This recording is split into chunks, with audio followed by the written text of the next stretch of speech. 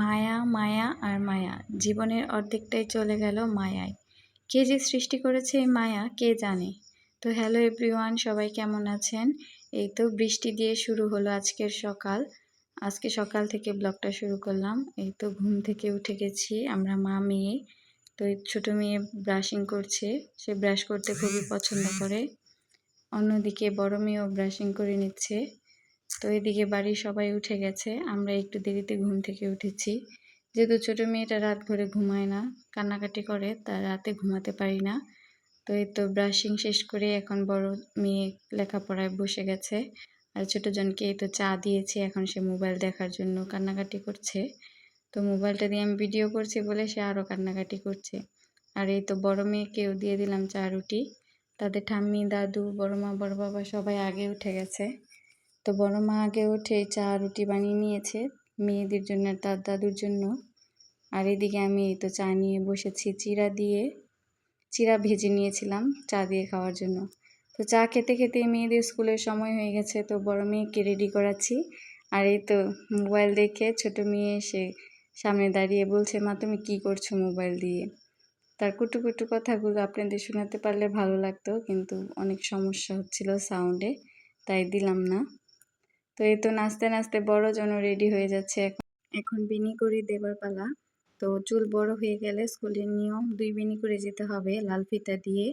তো আমি আবার লাল ফিতা দিয়ে বেনি ভালো করে করতে পারি না, তো যেরকম পারি ওরকমটাই চলে যায়। এই তো বলতে বলতে 1 বেনি করে ফেলেছি। তো ছোটো চুল ধরতেও সমস্যা হয়, এখান দিয়ে একটা বের হয়ে যায়, ওখান দিয়ে একটা বের হয়ে যায়, তাও কষ্ট করে করে দিতে হয়। তো তাড়াহুড়া করছিলাম যেহেতু সময় হয়ে যাচ্ছে, তো একটু আগে যেতে হয়। আর এই তো আমি ফুলের ফিতাটা অন্যরকম করে করি। তো যদি দেখতে চান অবশ্যই কমেন্ট করে জানাবেন, তো আমি ফুলের ভিডিওটা করে দেখাবো ফিতার। আর এই তো কথা বলতে বলতে ছোটো মেয়েও কি যেন কথা বলছিল, ওর সাথে কথা বলছিলাম, আর বড় মেয়ের বেনি করে দিচ্ছিলাম। তো আমার ঘরটা একটু অগোছালো দেখে আবার কেউ কিছু মনে করবেন না দয়া করে। এই তো ছোটোজন আসে, একটু করে দুষ্টু করে আবার চলে যায়, এরকমই করছে। তো প্রতিদিনই তার সকাল থেকে শুরু হয়, ঘুমানোর আগ পর্যন্ত দুষ্টামি করতেই থাকে। আর এই তো ছোটো বোনও রেডি হয়ে চলে এসেছে, জিজ্ঞেস করছে দিদি তোর এখনো হয় নাই? আমার তো হয়ে গেছে। তো সে প্রতিদিন এরকম করে, আগে রেডি হয়ে এসে দিদির খবর নেই। ওদের দেখলে নিজেদের ছোটোবেলার কথা মনে পড়ে যায়। আমরাও সবাই যখন 3 বোন একসাথে স্কুলে পড়তাম, তখন এক বোন রেডি হয়ে আরেক বোনের জন্য অপেক্ষা করতাম যে দিদি তোর এখনো হয়নি, বোন তোর এখনো হয়নি, তাড়া দিতাম শুধু। কোথাও যেতে হলেও একসাথে তাই করতাম। তো বান্ধবীরা ছিল, তারাও আসতো, সবাই একসাথে স্কুলে যেতাম। তো ছোটোবেলার দিনগুলো খুবই ভালো ছিল, সুন্দর ছিল, রঙিন ছিল। বড় হয়েছি এখন, মেয়েদের ছোটোবেলা দেখে সেই দিনগুলোর কথা মনে পড়ে যায়।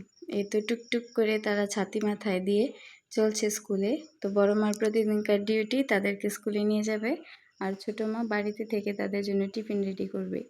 আর এই তো রান্নাঘরটা একটু অগোছালো হয়েছিল, এটাকে একটু গুছিয়ে নিব। আর নাস্তার জন্য এই তো আলু সিদ্ধ দিয়েছি, অন্য চুলায় ভাত রান্না করেছি। তারপরে এই তো সব কিছু গুছিয়ে নিলাম একটু একটু করে। তো রান্নাঘর আমার এরকমেরই, একটু অগোছালো থাকলে গুছিয়ে নিই আমি। ঘরটাও চেষ্টা করি গোছানোর অনেক, কিন্তু তারপরও অগোছালো হয়ে থাকে। আমি জীবনে অগোছালো মানুষ একটা, আমার স্বামী বলে যে তুমি জীবনেও ঠিক হবে না। তো সব কিছুই তো গুছিয়ে নিয়েছি, টেবিল, রান্নাঘর, এবার নিজের ঘরটা গুছাবো। এই তো ওয়ার্ডরোবের উপরে দেখুন কত কিছু, তেলের বোতল, পাউডারের বোতল সব কিছু ছড়িয়ে ছিটিয়ে আছে, এগুলো সব গুছিয়ে এই তো শোকেসটা মুছে নিব, বিছনাটাও ঝাড়ু দিয়ে নিব, সব কাজ সেরে নিব সকালের। তারপর ঘর ঝাড়ু দিয়ে আমার কাজ শেষ। তারপর নাস্তা রেডি করব গিয়ে, আর মেয়েদের টিফিন রান্না করব। তো এই তো আমার সব কিছু গোছানো হয়ে গেছে, পরে আর ওই ভিডিওটা নেওয়া হয়নি। মেয়ে চলে এসেছে, ছোটো মেয়ে, সে কান্নাকাটি করছে, তো তাকে নিয়ে একটু ঘুম পাড়ানোর চেষ্টা করছিলাম, কিন্তু তাও ঘুমালো না। আর এই তো কথা বলতে বলতে আমি ঘর ঝাড়ু দিয়ে নিচ্ছি, ঘর থেকে অনেক ময়লা বের হয়েছে। এবার মেয়েদের টিফিন বানানোর পালা। তো আলু সিদ্ধ দিয়েছিলাম, যে সেখান থেকে কিছু আলু নিয়ে তাদেরকে চপ করে দিব।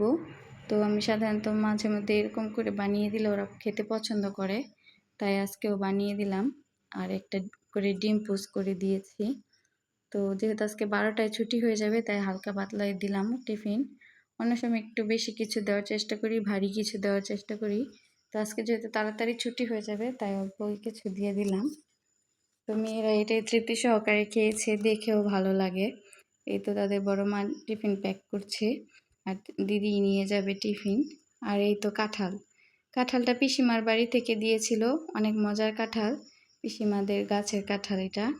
তো কাঁঠালটা খেতে খুবই মিষ্টি ছিল। পিসিমাকে অনেক অনেক ধন্যবাদ এত সুন্দর একটা কাঁঠাল পাঠানোর জন্য। একটা না, পিসিমা 2টা কাঁঠাল পাঠাইছিল মনে হয়। আগে একটা আমার শাশুড়ি মা কাঁঠালটা কাটছিল, আজকে আমি একটা কাটছি।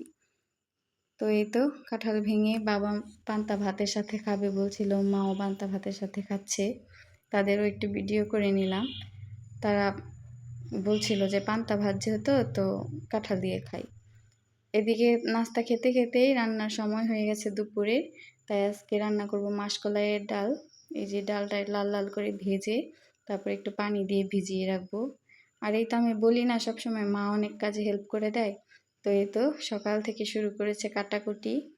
আজকে একটু মাংস রেখে দিয়েছে মা, ওগুলো কেটে দিয়েছে। প্লাস এই তো শাক দিয়ে রান্না করব পুরা পুরা তরকারি।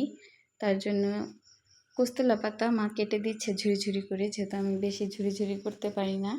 আর এই তো ডাল বেটে দিচ্ছে মা, মাংসও কেটে দিয়েছে। তো মা অনেক কাজে এরকম হেল্প করে। আবার মাটির চুলায় ভাত রান্না করে, আর আমি গ্যাসের চুলায় রান্না করি, তরকারি ভাজি যাই রান্না করি না কেন। তো এই তো মাংসটা মাখিয়ে হাতে মাখিয়ে রান্না করব, তার জন্য মশলা মাখিয়ে নিয়েছি মাংসর সাথে, সমস্ত মশলা। আর এই তো বলতে বলতে আমার মাংস কষানো হয়ে গেছে। এবার ঝোলের জন্য একটু জল দিয়ে মাংসটাকে একটু সিদ্ধ করে নিব। তারপর আর একটু শুকনো শুকনো করে কষিয়ে তারপরে ডালের মধ্যে দিব। এই তো পানি দিয়ে দিলাম। আর অন্যদিকে আমি পোড়া পোড়া তরকারি রান্না করার জন্য মাছ, তারপরে পেঁয়াজ মশলা সব একসাথে মেখে নিব। সমস্ত বাটা মশলা তারপর গুঁড়া মশলা দিয়ে আমি তো সব কিছু দিয়ে একটু তেল দিয়ে মাখিয়ে নিব, পেঁয়াজ কাঁচামরিচ। আর এদিকে মাছেও একটু মশলা মাখিয়ে নিব। তারপর সব একসাথে মাখিয়ে উপর থেকে পাতা ছড়িয়ে দিব, দিয়ে একটু পানি দিব। আর এই তো বসিয়ে দিলাম পোড়া পোড়া তরকারি। এদিকে আমার মাংস কষানো হয়ে গেছে ভালো করে, এবার ডালে দিয়ে দিব। আর এদিকে পোড়া পোড়া তরকারিও হয়ে গেছে। আর এই তো ডাল মা বেটে একটু পানিতে ভিজিয়ে রেখেছিল, নয়তো গুটি গুটি হয়ে যাবে। আর এদিকে ডালের পানি দিয়ে দিলাম। ডাল রান্না করতে করতে গ্যাস শেষ, তাই মাটির চুলায় দৌড় দিলাম। মার ভাত রান্না হয়ে গেছে, তো গরম চুলা রয়েছে, তাই ডালটা সেখানেই নিয়ে গেলাম। তো ডালটা বলকও চলে এসেছে ভালো করে। আর মাটির চুলায় রান্না করলে তো সেটা আরও বেশি স্বাদ লাগে, তাই তো মাটির চুলায় রান্না করে নিলাম ডাল। আর এই তো বিকালের ধাপ, কাকা ভাইস্তি একসাথে নেমে পড়েছে মাঠে খেলাধুলার জন্য। দিদিরা প্রাইভেট পড়ছে, তাই সে কাকার সাথে সময় কাটাচ্ছে বিকালের সময়টা, ঘরের ভিতর থাকতেই চায় না।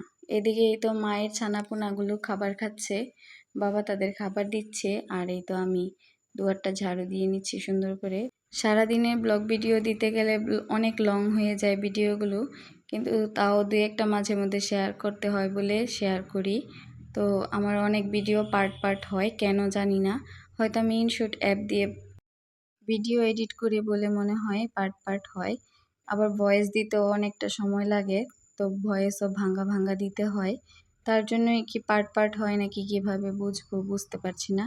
তো আপনারা যদি কেউ জেনে থাকেন অবশ্যই কমেন্ট করে বা ইনবক্সে জানাবেন। তো এই তো কথা বলতে বলতে বিকালের কাজগুলো সেরে নিচ্ছি। আমরা সবাই একে অপরকে সাপোর্ট করব, একে অন্যের ভিডিওতে কমেন্ট করব, লাইক করব, তাহলে এগিয়ে চলতে পারবো সামনের দিকে। আমি বিশেষ করে যতটুকু সময় পাই ততটুকু সময়ের মধ্যে ভিডিও দেখি, কমেন্ট করি, প্লাস 5 জনকে রিপ্লাই কমেন্ট দিই। কারণ অনেক দিদি ভাইয়েরা বলে ভিডিওতে, তো আমার অনেক কাজ হয়েছে এতে, অনেক এঙ্গেজমেন্ট বাড়ে, এতে ফলোয়ারও বাড়ে। আমি অনেকের পেজের মধ্যে গিয়েও ভিডিওতে কমেন্ট, লাইক, শেয়ার করে আসি। তো আপনাদেরও যদি মনে চায় আমার ভিডিওতে লাইক, কমেন্ট এবং শেয়ার করে পাশে থাকবেন এবং সবাই সবাইকে সাপোর্ট করবেন। এতক্ষণ আমার লং ভিডিওটা দেখার জন্য সবাইকে অসংখ্য অসংখ্য ধন্যবাদ। শুভরাত্রি সবাইকে, ভালো থাকবেন সবাই।